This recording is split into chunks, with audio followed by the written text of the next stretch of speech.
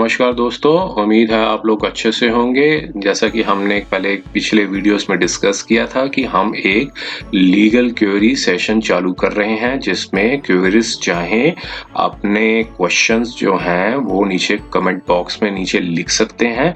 हम उन क्वेश्चंस को नेक्स्ट वीडियो में जो इनका जो जवाब है देने की कोशिश करेंगे। तो क्वेश्चन क्वेरीज चाहे अपने जो क्वेश्चंस हैं नीचे कमेंट बॉक्स में पोस्ट कर सकते हैं। तो एक क्वेश्चन था जिसका मैं जवाब नहीं दे सका था और मैं इसका वीडियो के माध्यम से उस जवाब को देने की कोशिश करता हूं और उम्मीद है कई जो क्वेरिस्ट हैं उनके भी ऐसे कई क्वेश्चंस होंगे, उससे सिमिलर क्वेश्चंस होंगे। तो आइए हम उन क्वेश्चंस को एक बार देखते हैं कि कौन से किस तरह के क्वेश्चंस थे। तो देखिए, ये क्वेश्चन था कि एक क्वेरिस्ट ने क्वेश्चन पूछा था कि कई जो उनकी जो वाइफ ने कोई एलिगेशंस लगाई हैं वो जो है उनकी जो एफआईआर में वो कई बातें नहीं लिखी गई हैं। तो दोस्तों, इसके ऊपर कई वीडियोस भी बनाए जा चुके हैं। अब मैं उन वीडियोस को, अगर आप चाहें तो वीडियोस में जाके डिटेल्स में जानकारी ले सकते हैं। जब भी कोई एफआईआर लॉन्च करता है, कंप्लेंट लॉन्च करता है, उसके बाद एक अपॉर्चुनिटी और होती है, वो होती है सेक्शन 161 सीआरपीसी में।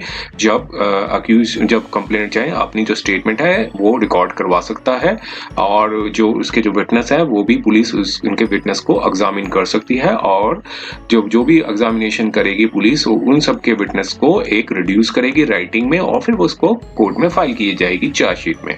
तो देखिए, एग्जामिनेशन ऑफ विटनेस कहता क्या है कि any police officer making investigation under this chapter not below the rank as the state government may by general special order prescribed in this behalf acting in the requisition of such officer may examine orally any person supposed to be acquainted with the facts and circumstances of the case. So such person is bound to answer to all questions relating to the case put to him by such officer. तो देखिए, जो police की पास power होती है जो भी complainant को examine करने की और उसके जो विटनेस को एग्जामिन करने की, जो भी विटनेस का भी एग्जामिनेशन करेगी या कंप्लेंट का एग्जामिन करेगा तो पुलिस ऑफिसर, तो वो जो कंप्लेनेंट जो या फिर जो उसके जो विटनेस होंगे उनको सारे जो फैक्ट्स हैं ट्रूथफुली बोलने होंगे। और जो पुलिस ऑफिसर होंगे, थर्ड पॉइंट में लिखते हैं कि सारी जो उनकी जो स्टेटमेंट्स है वो राइटिंग में रिड्यूस करेंगे और उनकी जो स्टेटमेंट्स को एक सेपरेट रिकॉर्ड में बना के जहां फाइल करना होगा वो करेंगे। तो सेक्शन 161 सीआरपीसी ये कहता है। तो पहले देखिए, एफआईआर लॉन्च हो गई। एफआईआर लॉन्च होने के बाद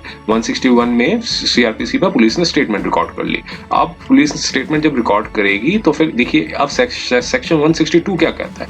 तो ये स्टेटमेंट जो है वो अक्यूज्ड अपनी जब विटनेस बॉक्स में जब भी कोई कंप्लेनेंट हो या फिर उसका विटनेस हो, विटनेस बॉक्स में जब एविडेंस रिकॉर्ड हो रहा होगा तो वो स्टेटमेंट्स को वो अगर वो डेविएट कर जाते हैं जो पुरानी जो स्टेटमेंट्स के साथ, तो फिर वो एक तरह का कॉन्ट्राडिक्शन होगा या फिर उस स्टेटमेंट्स को थोड़ा सा बदल देते हैं, थोड़ा ज्यादा इंप्रूवमेंट कर देते हैं, तो वो भी एक इंप्रूवमेंट माना जाएगा जो कि एडमिसिबल नहीं होगा जो एविडेंस के तौर पे। तो देखिए, सेक्शन 162 क्या कहता है। सेक्शन 162 को अगर आप ध्यान से देखेंगे तो ये लिखता है कि provided that when any witness is called for prosecution in such inquiry or trial whose statement has been reduced into the writing as aforesaid, any part of the statement, if duly proved, may be used by the accused. देखिए, मान लीजिए 161 CrPC में statement दे दी witness ने या complainant ने, witness box में आके उसने उस स्टेटमेंट को अप्रूव कर दिया, उस पर मार्किंग करवा दी कि हाँ ये स्टेटमेंट मैंने दी थी।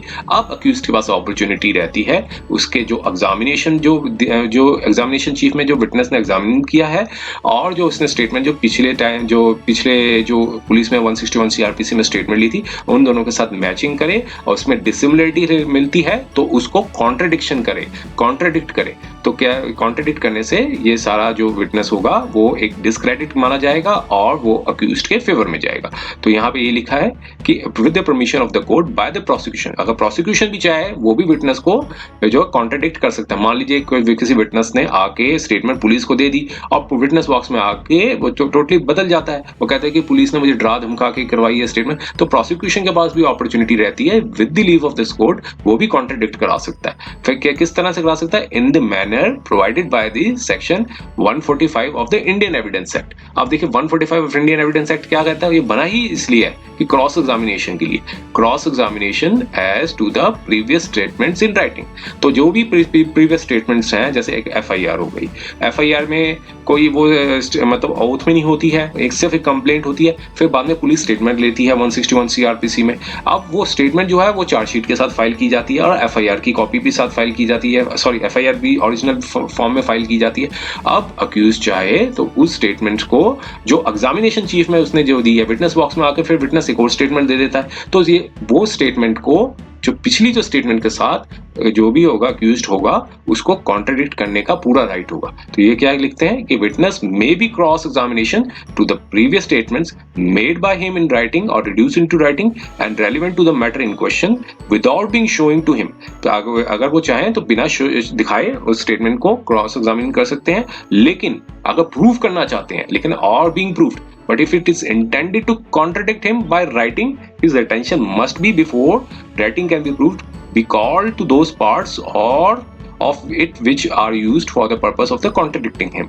तो अगर contradict करना है तो वो स्टेटमेंट को विटनेस को दिखानी होगी, दिखा के उस पर मार्किंग करवा के उसको एक पार्ट ऑफ एविडेंस बनाया जाएगा कि हाँ ये आपने ये स्टेटमेंट जो है पुलिस के सामने ये दी थी, अब विटनेस बॉक्स में आप ये दे रहे हो। उन दोनों के अगर वो कहते हैं कि मैंने वो स्टेटमेंट नहीं दी है, तो वो स्टेटमेंट में कुछ डिसिमिलरिटी आती है, तो उस स्टेटमेंट को आपको दिखाना होगा, दिखा के वो जो विटनेस बॉक्स में जो स्टेटमेंट दी गई है उन दोनों के बीच में डिसिमिलरिटी बता के और उसको एक कॉन्ट्रडिक्ट माना जाएगा, कॉन्ट्रडिक्ट करवाना पड़ेगा, जो कि किसी पार्टीशन के तौर पर भी आप करा सकते हो, जब मार्किंग करवा के भी करवा सकते हो कि हाँ ये दो लाइंस हैं ये कॉन्ट्रडिक्ट कर रही हैं जो विटनेस बॉक्स में जो स्टेटमेंट दी जा रही है। और इस तरह का जो कॉन्ट्रडिक्शन है वो अक्यूज्ड के फेवर में जाएगा। अगर विटनेस ने अक्यूज्ड ने कॉन्ट्रडिक्शन प्रूव कर दिया तो वो अक्यूज्ड के फेवर में जाएगा। आगे देखिए एक प्रोविजो भी कहता है, एक प्रोविजो को भी देखिए आप, एक्सप्लेनेशन को भी देखिए।